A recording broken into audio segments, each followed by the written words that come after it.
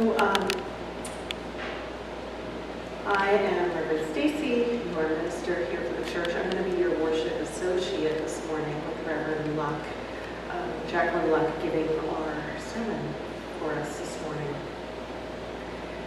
So we are Community Church, Unitarian Universalist in New Orleans, and welcome everyone online and here in person this morning. It is a joy to be with all of you. So who are we as a community church, for those of you who might be new? We are a progressive, open-minded, and inclusive religious community.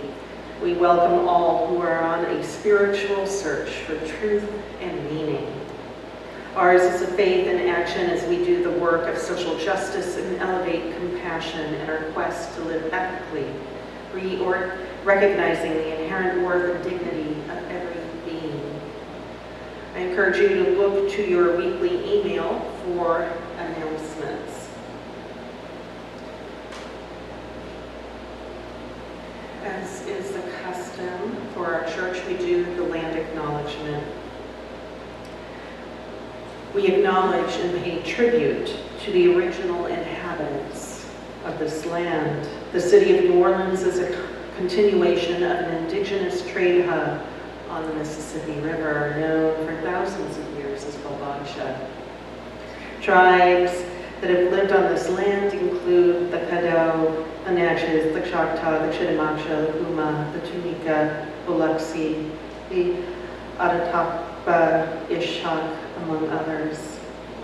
We recognize that as a result of broken treaties and involuntary removals, Native Americans were often forced from their lands, and we remember and pay respect to the communities impacted by these actions.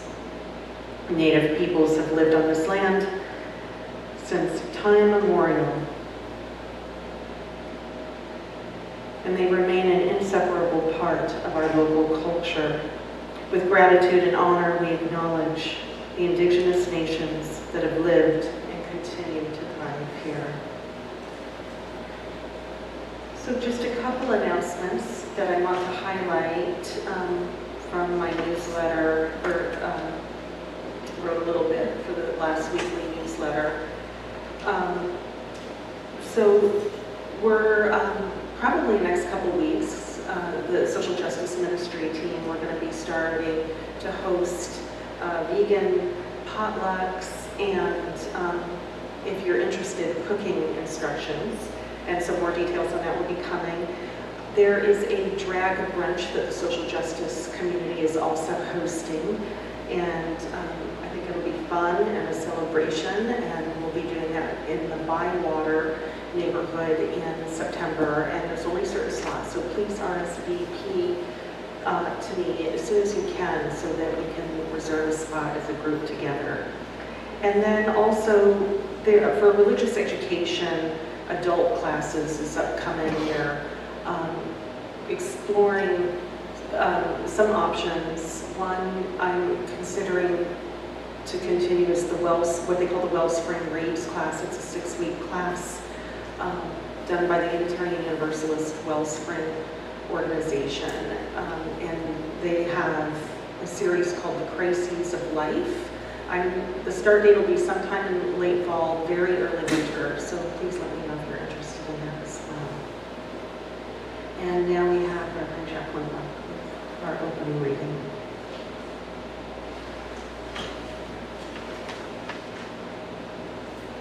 In their first address to a joint session of Congress by a Japanese leader, Japan's Prime Minister Shinzo Abe stated, this was in 2015.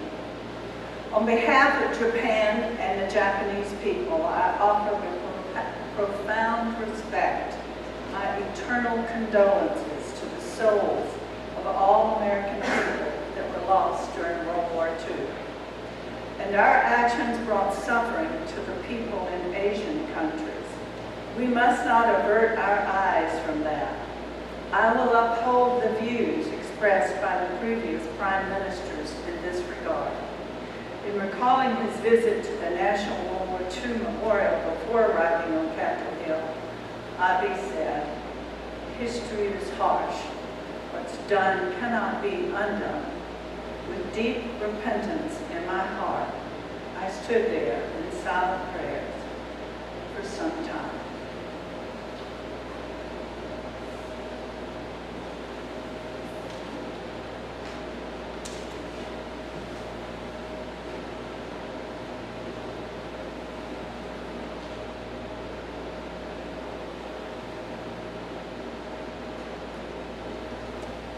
It is Community Church's custom to lay a chalice invoking hope and eternal truth in our worship experience.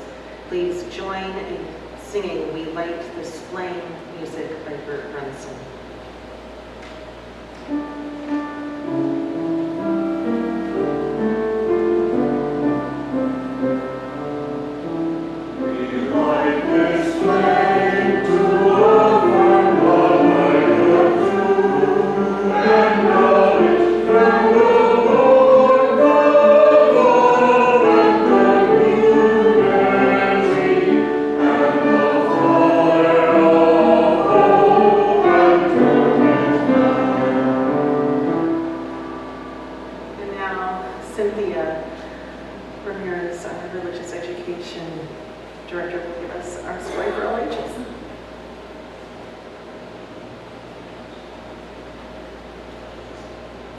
Good morning, everyone. Good morning.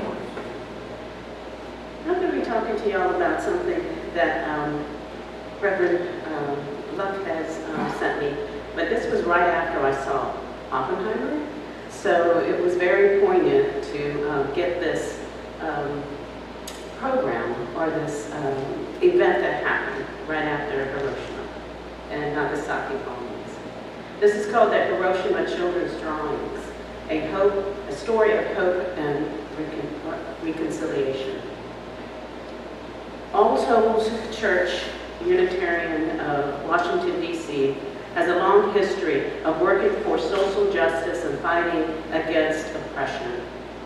For almost 2 centuries, the congregation has worked to make their city, our nation, and our world more just and compassionate. The ties between All Souls and Japan began in 1947, following the dropping of atomic bombs on Hiroshima and Nagasaki, Japan. When the children at All Souls and the students of Honkawa Elementary School in Hiroshima responded in the inhumanity of weapons of mass destruction to the beauty of children's artwork, which still reverberates with the triumph of hope over despair. Dr. Arthur Powell Davies, minister of All Souls Church Unitarian, from 1944 until his death in 1957, was an outspoken advocate for permanent civilian control of atomic energy. A few days after reading Salute to Bikini, a Washington Post Society column commemorating the November 6, 1946 celebration of the Atomic Bomb Task Force, he gave a sermon denouncing the insensitivity of the photograph that accompanied the article. The photograph showed 2 admirals smiling as well-dressed women cut a 3-foot-high cake topped with angel food puffs into the shape of the mushroom clouds that had appeared over Hiroshima and Nagasaki as the atomic bombs exploded.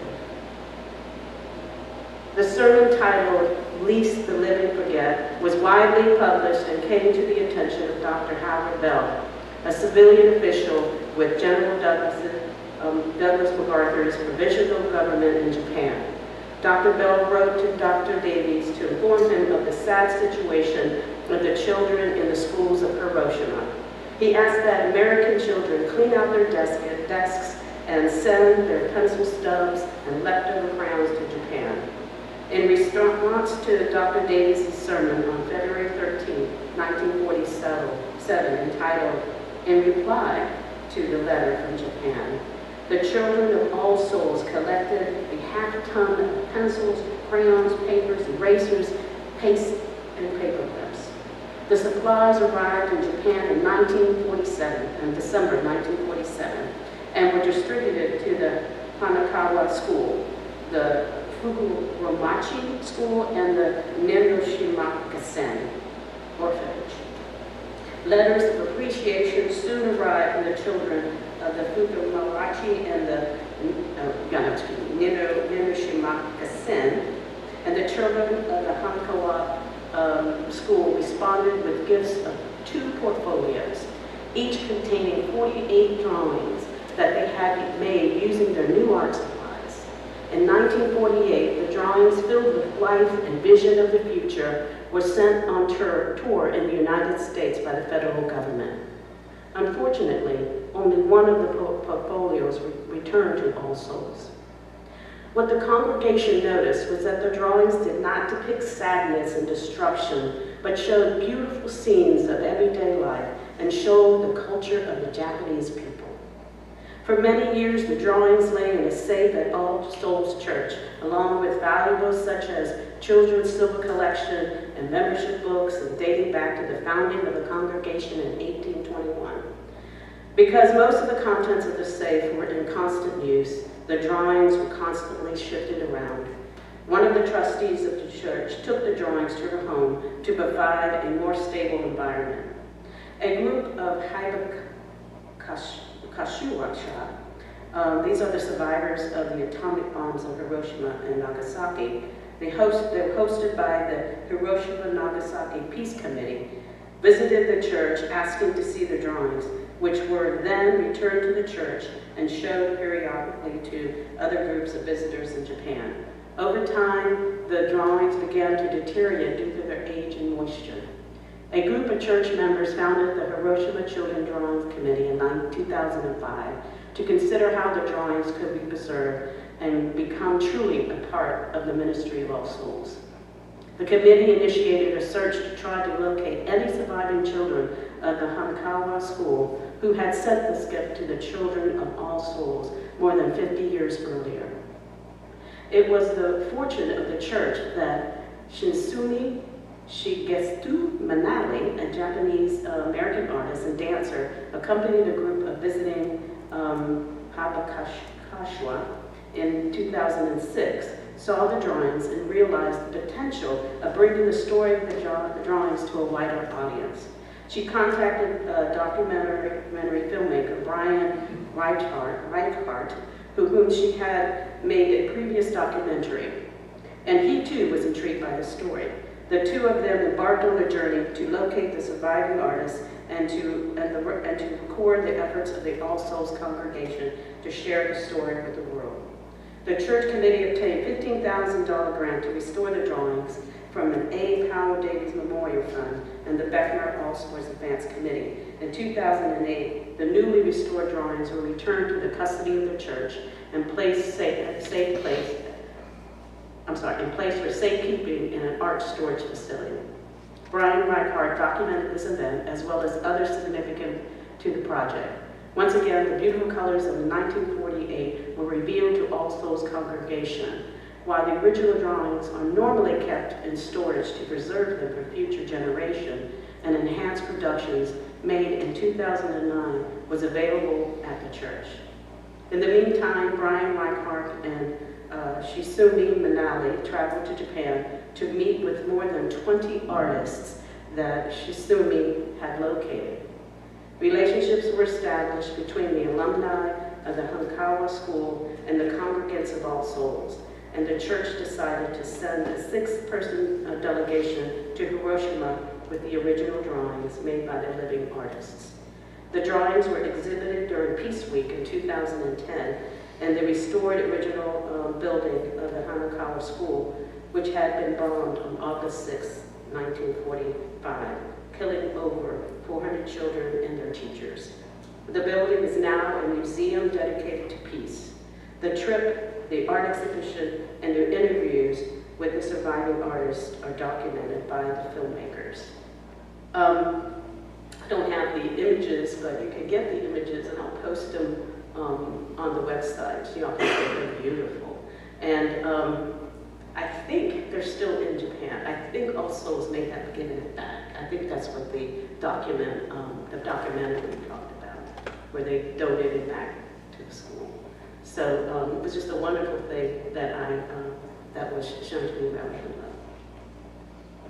Thank you so much. And let's go ahead and sing out the children to our youth.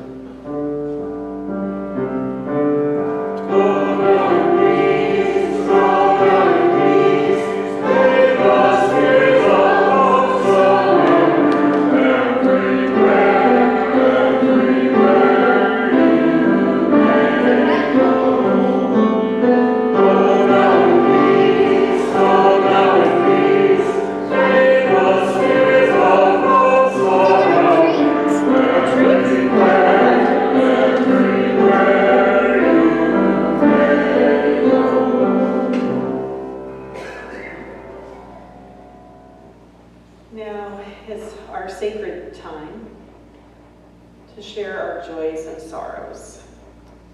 If you are online, you can write your joy or sorrow in the comment section to be read out loud.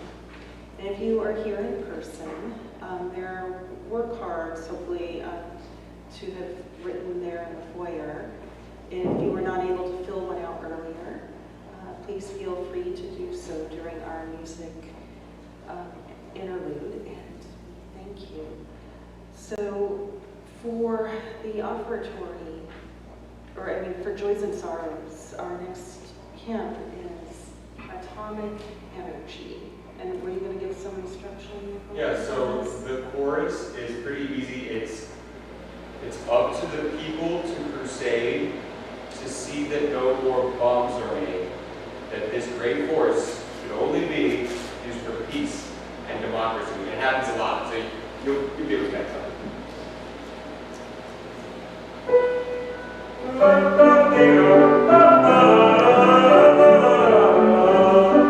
Some men with brains in the radiums took a piece of uranium, they did what other men couldn't do, they split the atom right into 2 years. Now it's up to the people to crusade, to see that no more bombs are made, that this great force should only be used for peace and democracy. They took volume 230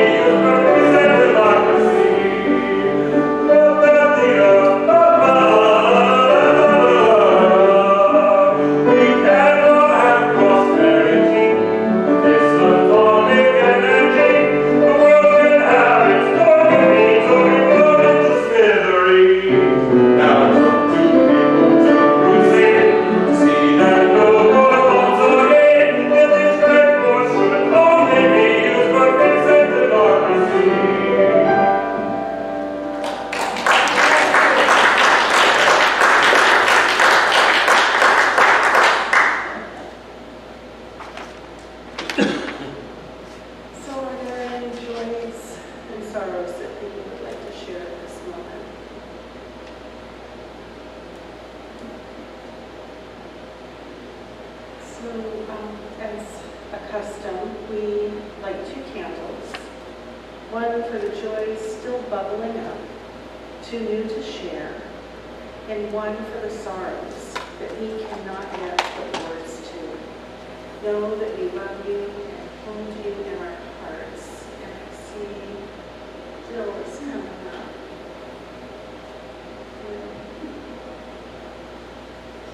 One from online.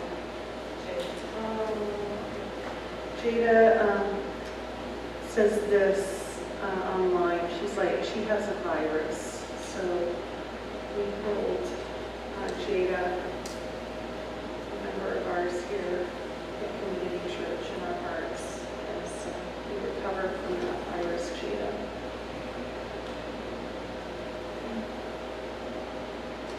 And then we will light our 2 candles. We could light one and regret you back. Oh, To join us this year. Joy, we're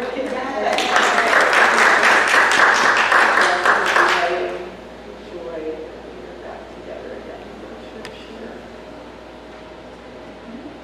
And and then our 2 candles for the joy is still bubbling up. And one for our sorrows that we can't yet put words to.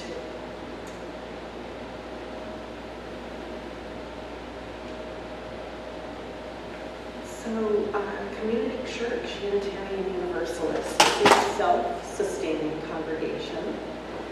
Members and friends' generosity help us to do the sacred work of bringing justice, spirituality, and compassion to our community and beyond. You can give online at ccuunola.org/stewardship or by text at 504-370-2659 and text give. And you can do so also here in person. We give 50% of our plate each Sunday to a cause our congregation and our social justice ministry support. So for this month, we are supporting the Southeast Louisiana Legal Services that provide free legal aid for low-income people. So just to give some highlights of the work that Southeast Louisiana Legal Services provides. They supported 25,515 abused children, disaster survivors, domestic violence survivors, low-wage workers, seniors, veterans, and other vulnerable citizens, where they provide free legal service and representation.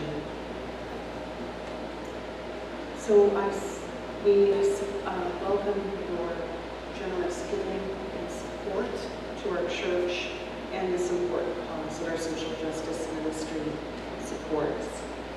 And now Nicholas will lead us in singing hymn number 194, Faith is a Forest. You can remain seated.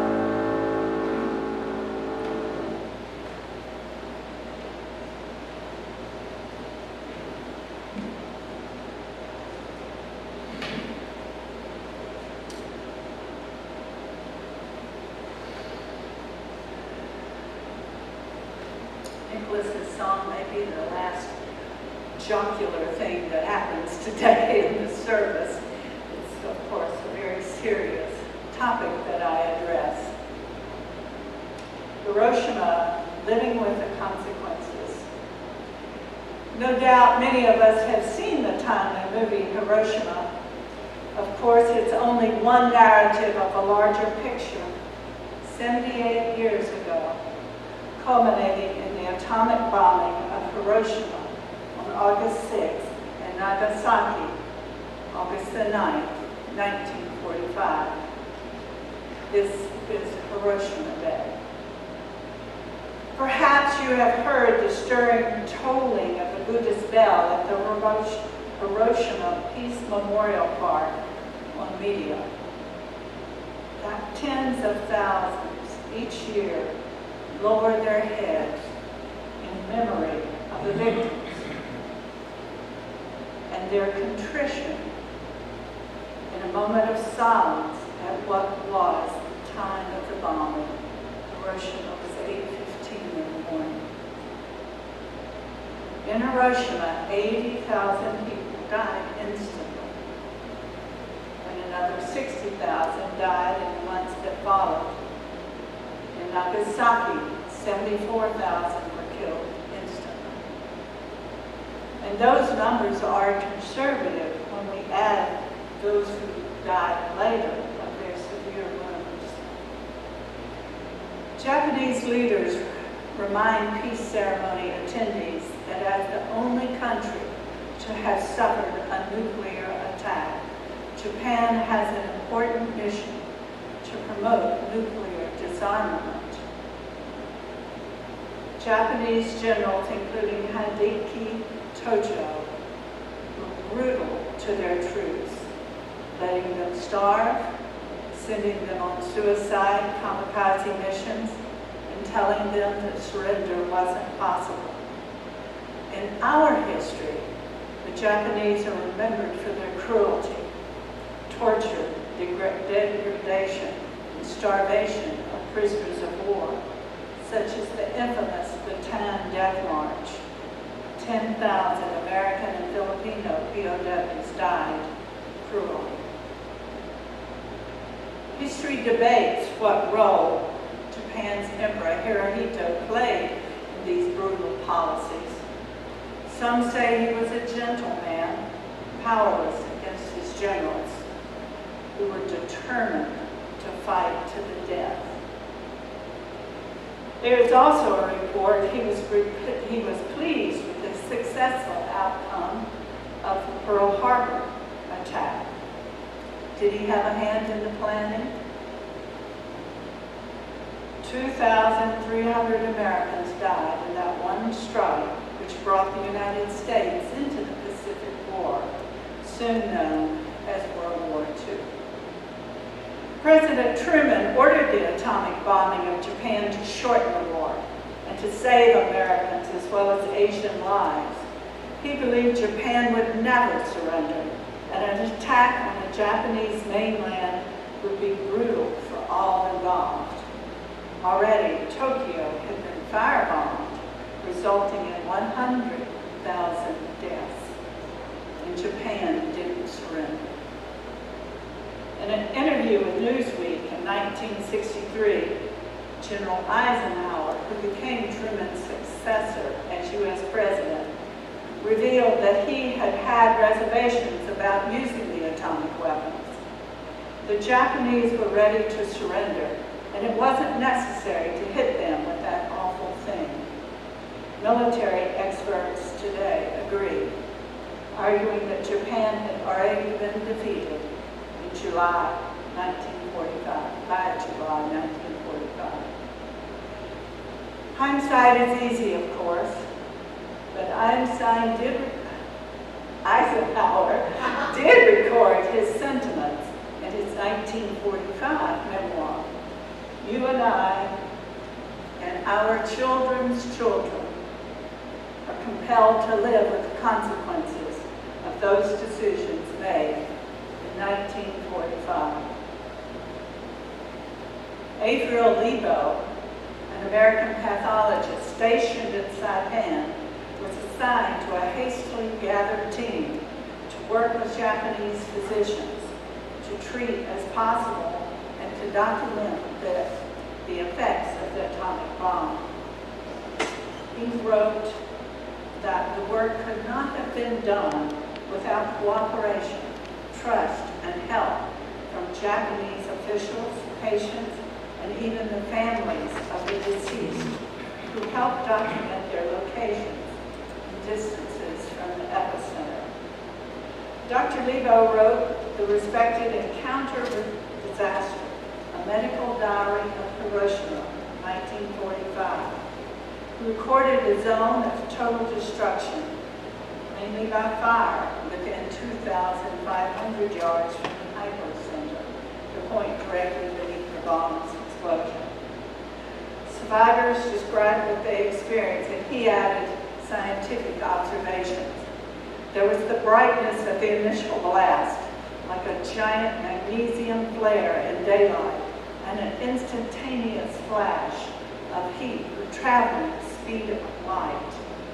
Its duration was less than 1/10 of a second, and its intensity was sufficient to cause nearby flammable objects to burst into flame, to char poles as far away as 4,000 yards from the hypocenter. 700 yards away from the heat was sufficient. At 700 yards away, the heat was sufficient to chip and roughen granite by unequal expansion of its components.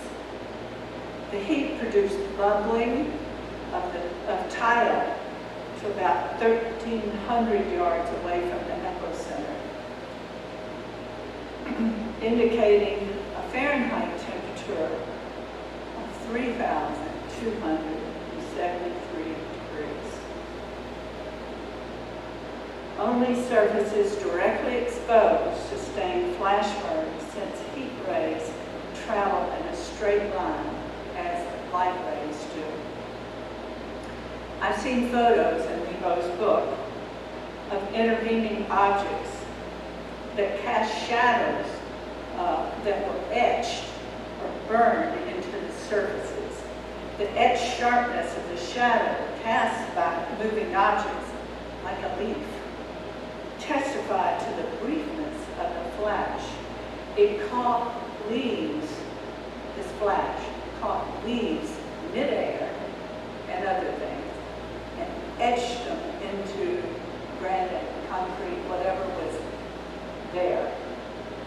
So that when you see those, it looks like some kind of cave art where someone has put a black leaf here and a black leaf here.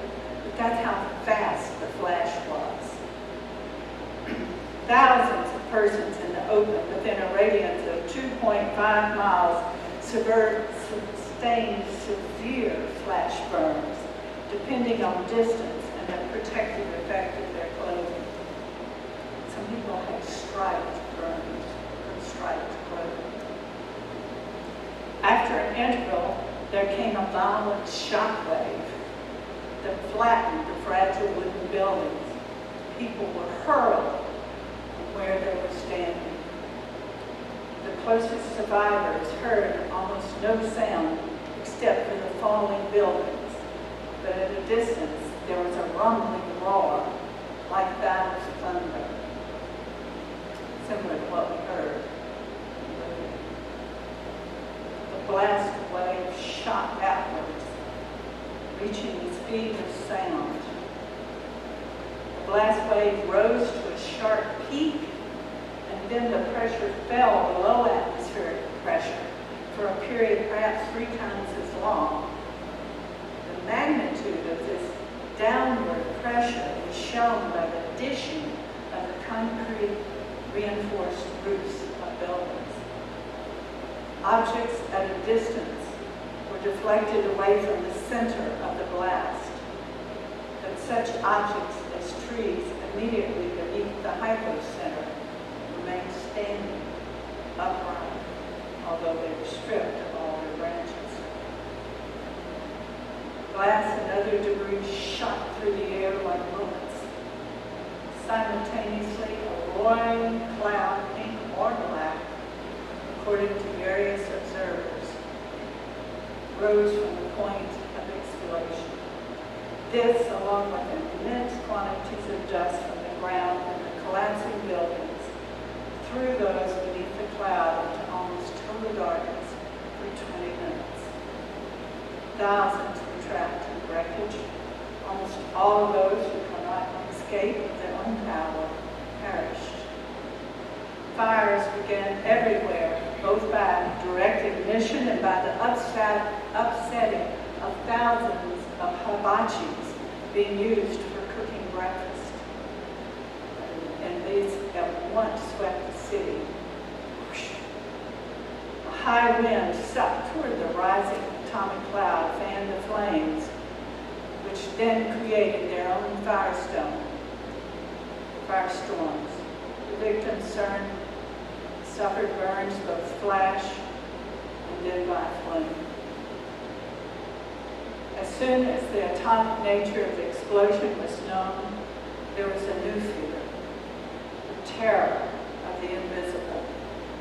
Although the existence of the effects of radiation was known almost at once, people who had been close to the hypocenter but who had suffered neither burn nor trauma sickened and died. They felt weak, nauseated, could not eat, developed severe diarrhea and fever. Some died within 10 days. Those who survived longer lost their hair. Hemorrhages and ulcers began to appear in their skin and mucous membranes, and death resulted from pulmonary or intestinal infections.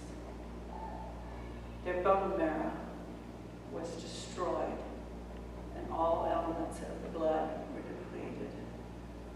Severe anemia. Those outside the deadly hypocenter were dazed. They didn't know what had happened. Those who could moved toward a Shinto temple in the hills.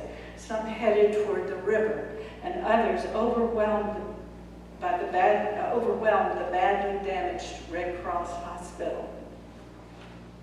There were rumors in the U.S. of a disease X, which was killing the Japanese even after they recovered from other obvious injuries.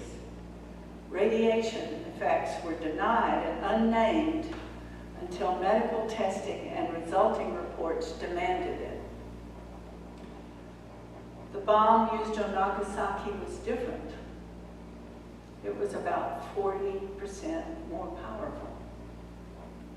It exploded almost directly above the Mitsubishi factories that were the city's primary targets, rather than over the residential and business districts. Tens of thousands of civilians, thankfully, especially children, had already been evacuated from the city. The series of hills bracing Nagasaki also somewhat confined the initial blast and restricted the damage. Still, the impact was devastating.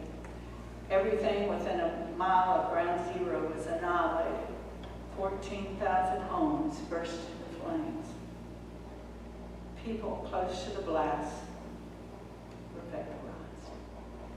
Those unlucky enough to be outside that radius received horrific burns, and also further out, radiation poisoning that would eventually kill them. And also further out, they had radiation poisoning. Although estimates vary, perhaps 40,000 people were killed by the initial detonation. By the beginning of 1946, 30,000 more people were dead in Nagasaki. And within the next 5 years, well over 100,000 deaths were directly attributed to the bombing of Nagasaki.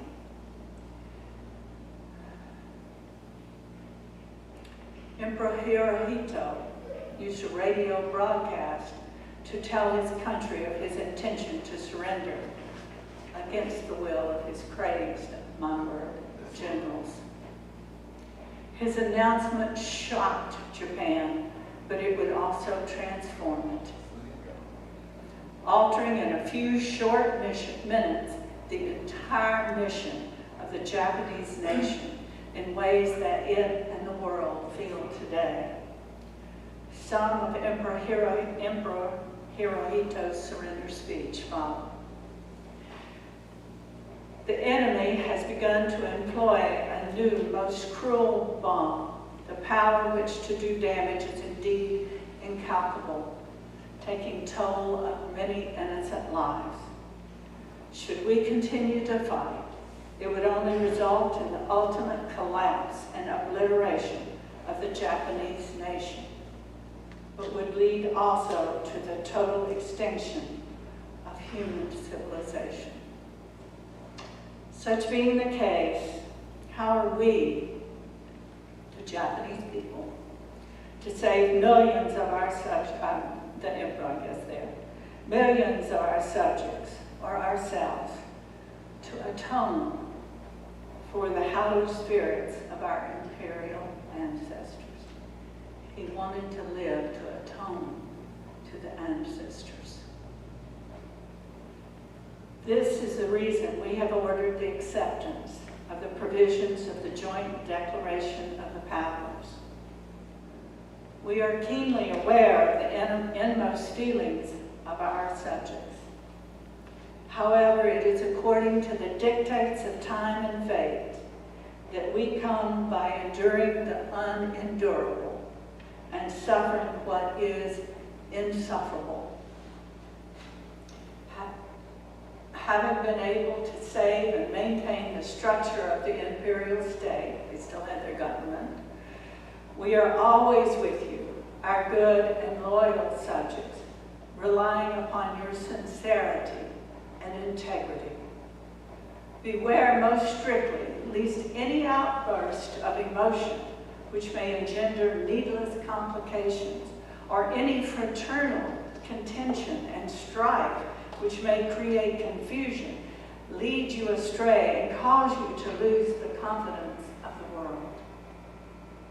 Let the entire nation continue as one family, from generation to generation, ever firm in its faith in the imperishability of its divine land, and mindful of its heavy burden of responsibilities in the long road before it. Devote your united strength to construction of the future. Cultivate ways of rectitude, righteousness. Further nobility of spirit and work with resolution, so that you may enhance the innate glory of the imperial state and keep pace with the progress of the world.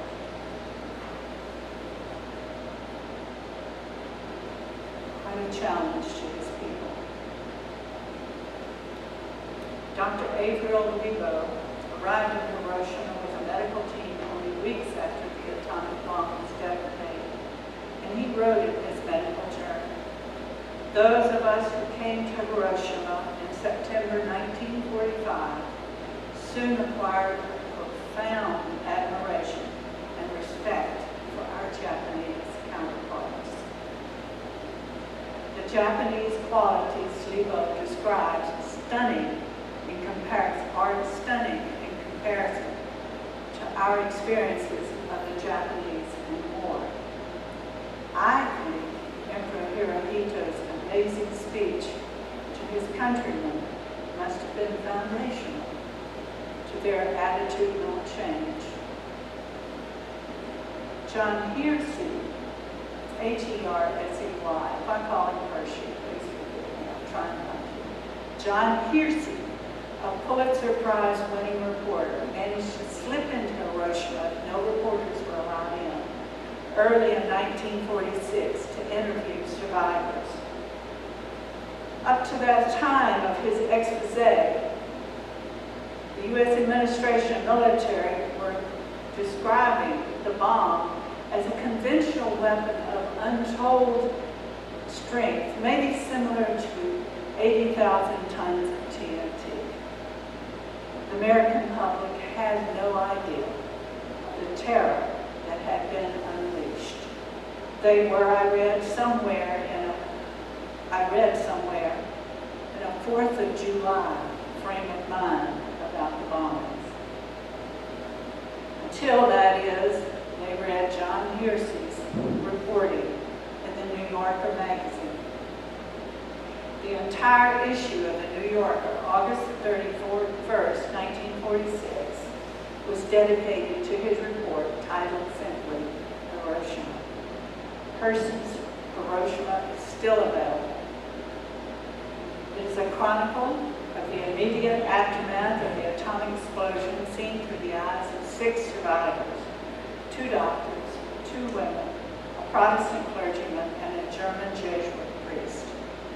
It is a classic and considered to be an accurate account, although Hershey wrote in a style combining narrative with his extensive reporting. His report sobered many readers to the moral and ethical issues, to what had been done, the horror of it.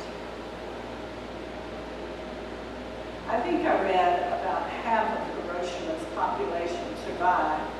I know that 78% of the city was destroyed. But soon, the streetcar would be running, and wood or thatch homes would be raised. Hospitals were repaired. Schools were attempting to teach the children. Inspiring, as we just heard, A. Powell Davies and his All Souls Unitarian Church in D.C. to gather half a ton of school supplies and ship them to Hiroshima. John Hersey later said, "The memory of what happened in Hiroshima is the thing that has kept the world safe from another nuclear attack." We must not forget. And so today, difficult as it is, we are remembering Hiroshima and Nagasaki for the sake of nuclear peace. We are compelled to live with the consequences of those decisions made in 45. And we and the world's leaders can gain from remembering Hiroshima and Nagasaki might be to what we and our world's leaders can gain from remembering Hiroshima and Nagasaki might be to release our stranglehold on the old world view of kill or be killed. There is a more intelligent view, embracing a rational understanding of nuclear capability to annihilate all life. I read that nuclear weapons today are infinitely more powerful than those detonated over Japan. To coexist, we must abolish the absolute evil and ultimate inhumanity that are nuclear weapons. In closing, regardless of whose fault or extenuating circumstances, I do believe people of conscience acknowledge the harm they have done, in deep repentance, keeping it before them as a reminder of what they are capable of. It is sound spiritual practice, and it will lead to emotional maturity if sincerely understood. We remember, and we are remorseful for the horrors we unleashed. And so, amen.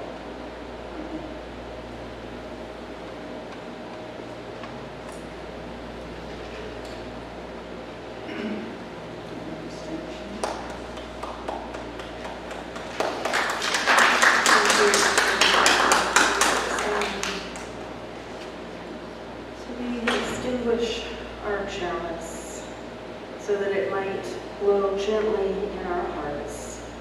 May it light your path as you leave this place, and may it guide your way until we are together again. So Reverend Jacqueline will now lead us or close us out with her benediction. after that, we're going to be singing hymn number 177, Sakura.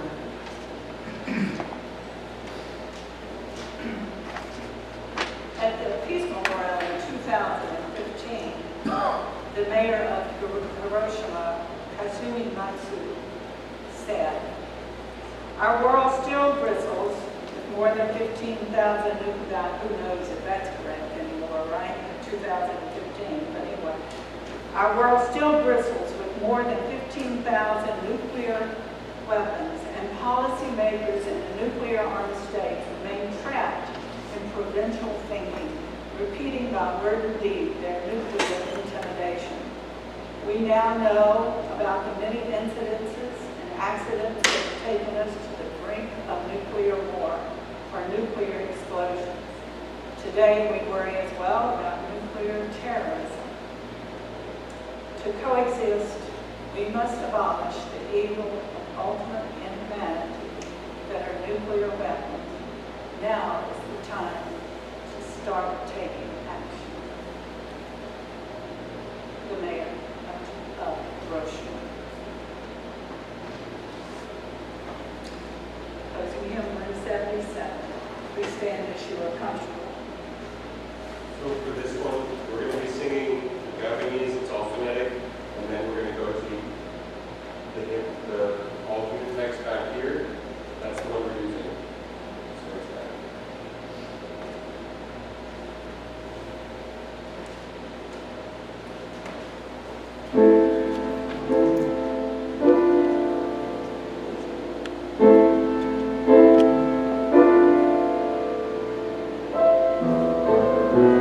Thank